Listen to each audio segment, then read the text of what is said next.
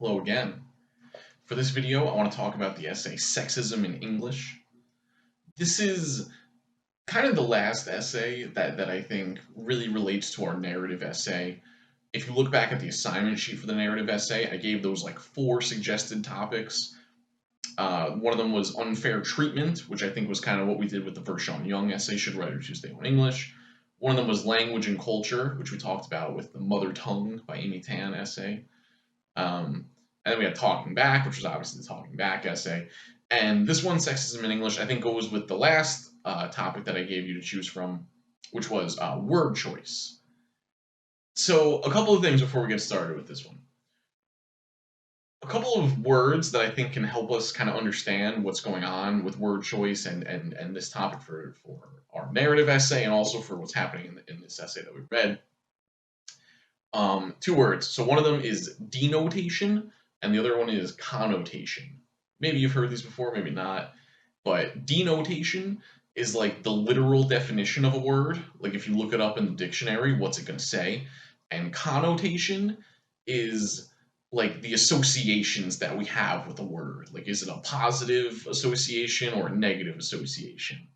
I think something I heard recently that was making me think about this was the difference between the 2 words aroma or odor. And, both of those things mean like a smell, right? An aroma or an odor. But aroma just sounds better, right? It sounds positive, a pleasant aroma. An odor sounds bad. It sounds like something that we don't want to be smelling. So that's like, so if you looked those 2 words up in the dictionary, it would say something very similar. But the kind of associations that they have, the things that they bring to mind, are actually very different. So that's something I think we'll see going on here. I want to get into some of the specific examples that this essay gives, because most of it is the author kind of giving examples of places where they think that language, like, kind of says certain things about men or women. Basically, she makes the argument that just the way the language is, the way the words work, kind of tend to make men look better than women, right? So we'll look at the examples that she gives. But first, I want to look at, this is on page 139, I think the second page of the scan that I gave you. And I think here she gets into a fundamental thing about her argument and like why she thinks this matters. So many conversations about word choice in this way get caught up in like, canceling people or whatever, like who's like offended by something, who's not offended by something.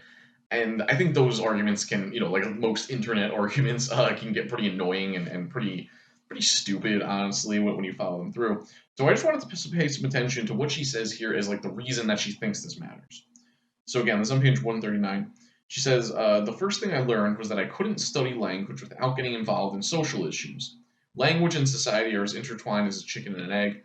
The language a culture uses is telltale evidence of the values and beliefs of that culture.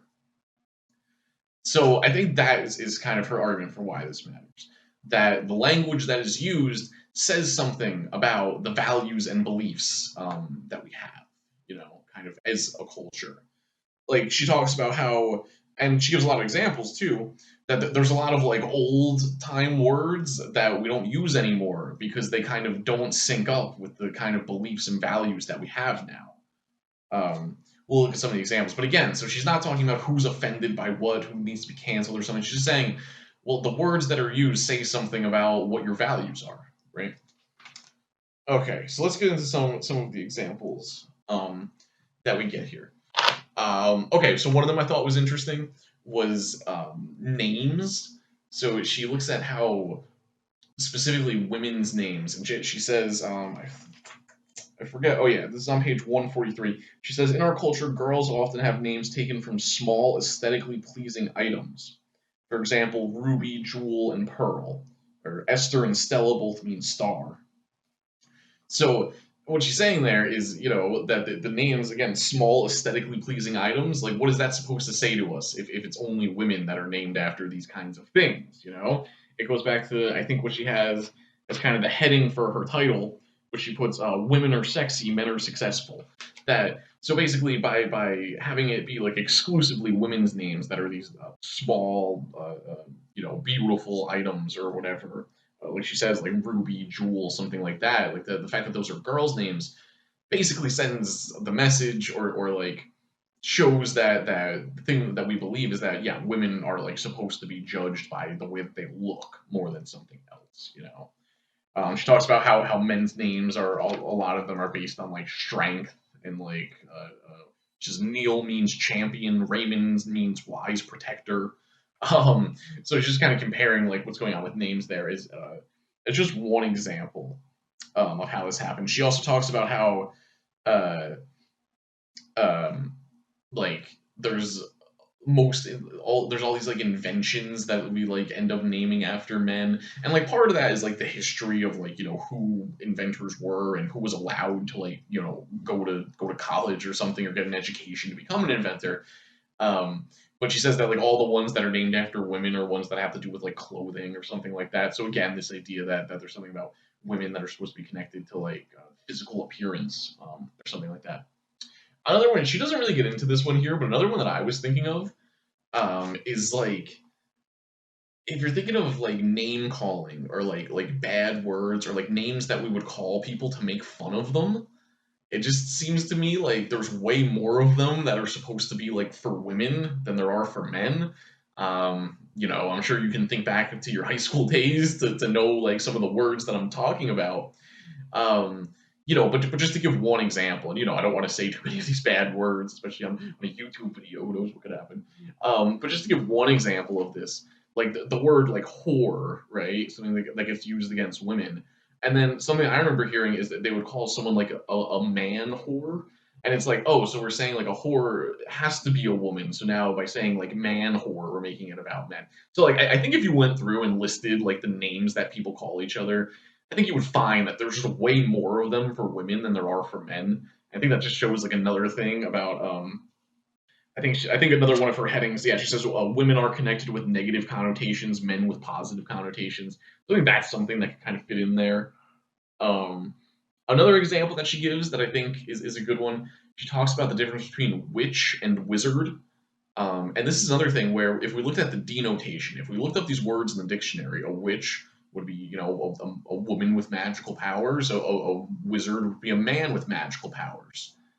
But if we look at the connotations, the thing that we associate them with, if I say wizard, what comes to mind?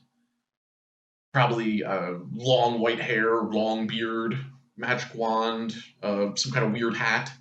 We think of like Dumbledore or like Gandalf. Other things we might think of, they're very like wise, you know, they always have good advice, they always know what to do, they know all the spells, they're very smart. If I say witch, what comes to mind? I think it's more now like I don't know, riding a broomstick, or you know, witches sometimes are shown on. Maybe I'm thinking of like cartoons here or something, but like having like green skin, or being like very ugly, or like some kind of like weird like cackling laugh, or having like boils on their face or something like that. And they're kind of evil, you know, like who's more evil, a wizard or a witch? I think it's a witch, and that's just based on the connotations, on the associations that we have with the word. So I think that was kind of a good one, where it's like, oh wow, so a man who's magical has all these like positive things associated with it, and a woman who's magical has all these negative things associated with it. Um, Another one that she gives is she compares the phrase an old master versus an old mistress. I think she says like, you know, if there was a painting by an old master, that, you know, everyone would be like, oh, it must be a good painting, they would want that painting. An old mistress, it's like, what? I don't know what that means, like, well, a painting by them. And so it just shows. Oh, one other kind of similar one, she compares the phrase grandfatherly advice, meaning like, you know, again, wise advice you get from an elder, versus the phrase "old wives' tale," which is, you know, like basically a fake story, you know, some kind of myth or something, and they call it an old wives' tale because it's, again, this perception that women are like gossiping or like making stuff up, or just not knowledgeable or wise in the way that men are. So there's a way more examples in here, you know. But those are just some ones that stuck out to me of this idea of how like the language itself, how like the words that we use kind of favor men over women. So here's another point that I want to make, and actually the author makes this as well, that a lot of this stuff has changed over time. Like for instance, on page 142, she gives these this list of names, right? It says like Charlotte Bronte, and then next to it has Mrs. Arthur B. Nichols. And I don't know if you guys are aware of this, but what she's trying to get at there is that in previous time periods, even like 100 years ago, even maybe up until the 1950s, I'm not totally sure, but they used to if someone was a married woman, they would refer to them as like Mrs. and then the husband's full name. Like instead of how we do it now, where it'd be Mrs. and then whatever the woman's first name was, and then maybe they have the same last name as the husband, it would just be Mrs. Husband's full name, And I think we can see how that kind of sends a message that like they're like the property of the husband, or when you're writing to the woman, you're just writing to like the counterpart of the husband. Like the woman didn't get to use her own name really in any way, even in like official documents or like getting mail and stuff like that. And that's one of the things she had there. But that's changed, right? A lot of these things have changed. So I think part of her point would be like the fact that something like that has changed, that we no longer make a married woman just go by the husband's full name, shows that like as our society has kind of tried to become more equal than it used to be, at least, that one of the things that changes along with that are these things about language. And getting back to her point, that language shows us something about the values and the beliefs of the cultures, that basically when those values and beliefs changed, the stuff about language also changed. Just some other things this made me think about was like um, some of the changes that I feel like I've seen recently, just in my own life, and like since I've been able to remember stuff. One of them is like I feel like we don't say like waiter and waitress so much anymore. We say server, and I feel like that is like I feel like there's certain areas where we've kind of, and no one made this decision, no one like the dictionary wasn't like, oh, this is what we have to do. It just kind of happened organically or naturally, just from us realizing like, oh, there's no reason to specify whether the person bringing the food is a man or a woman. They're a server. Or like even I feel like we use actor for everybody now. We used to say actor or actress, and now we kind of just say actor, unless maybe it's in like the Academy Awards categories or something like that. Most we generally just kind of say actor though. Um, some other examples that I think kind of go along with this, and I think I asked you specifically about mailman, because that one I think is still kind of around, saying mailman. But some other kind of similar ones that I think we have kind of changed are like, definitely decades ago people would say like policeman a lot more, and now we kind of say police officer or like fireman, and now we kind of say firefighter. So yeah, I think it's undeniable that as our attitudes about this stuff changed, like the words also changed. Um, so yeah, I still want to hear from you guys about whether or not it matters to change it from mailman or not. But I think the reason that it was that way is because there was a time when only men did those jobs. So it wasn't weird to just say policeman because there were only men doing that. But that is no longer true. So the words, kind of also changed. So I don't know. Maybe you guys didn't think the example about like mailman mattered, but I'll give you a couple examples that I think are maybe a little more important than that one. Another, and these are ones that I think we still kind of do hear a lot.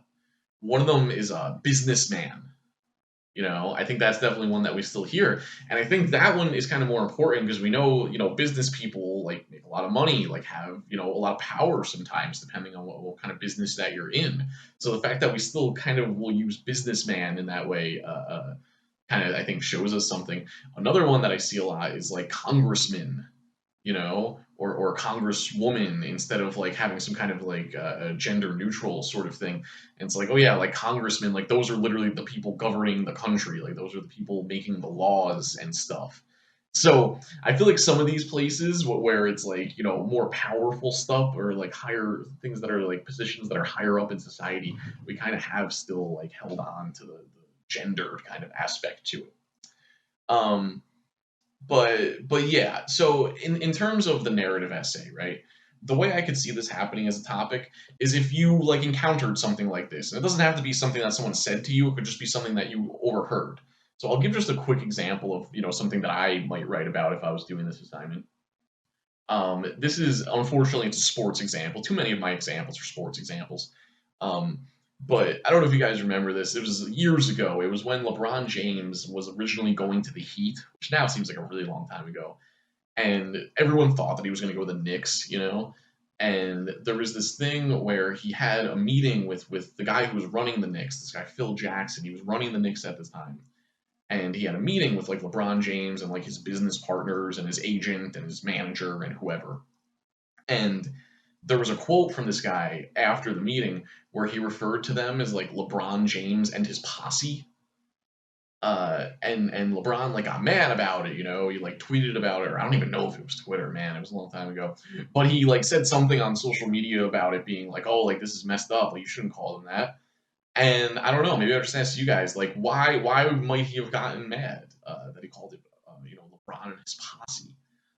And I think when we look at, you know, if we looked up in the dictionary, I think posse is like a group or something like that. But the connotation there, the associations with it are like not far from something like gang or something like that, you know? Whereas if you would have said LeBron James and his team, LeBron James and his business partners or something, that would have had it would have meant the same thing, but the associations, the connotations would have been very different.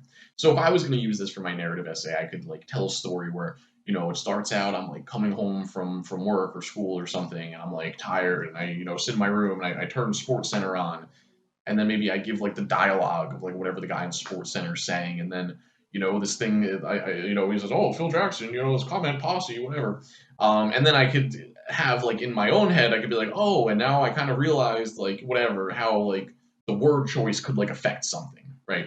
So that's kind of how something could work for that topic. I think we see this a lot with like political stuff eventually, a lot too. Like I think there's certain word choices where you kind of know like what political side somebody is on based on the words that they're using.